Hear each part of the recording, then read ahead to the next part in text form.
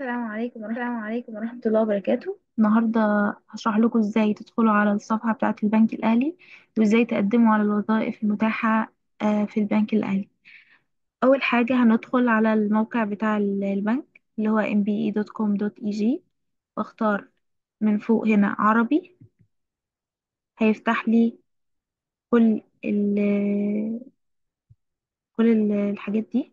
هنختار منهم الوظائف. هنزل تحت شوية، هيجيب لي 4 خيارات.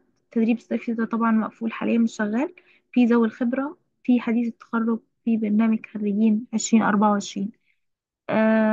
ذوي الخبرة ده للناس اللي هي كانت شغالة في بنوك تانية غير البنك الأهلي بقالها مثلا 5 سنين 4 سنين، تبقى عايزة تقدم فبتقدم ذوي خبرة، مش بيبقى متاح ليهم ان هم يقدموا كحديث تخرج. حديث تخرج دول الناس اللي هي بتبقى متخرجة من 2020 لحد السنة دي، باستثناء اللي هم خريجين 2024.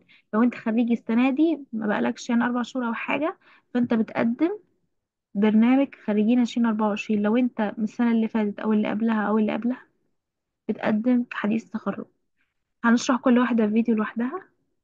أول حاجة هنشرحها النهاردة حديث تخرج.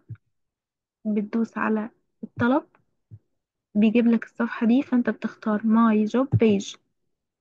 هتفتح لك الصفحة دي لو أنت دخلت قبل كده على الموقع وعملت حساب، فأنت بيبقى ليك يوزر نيم باسورد، فبتدخل يوزر نيم والباسورد هنا. لو أنت لسه جديد فأنت بتدخل تعمل نيو يوزر، بتبدأ تسجل البيانات بتاعتك.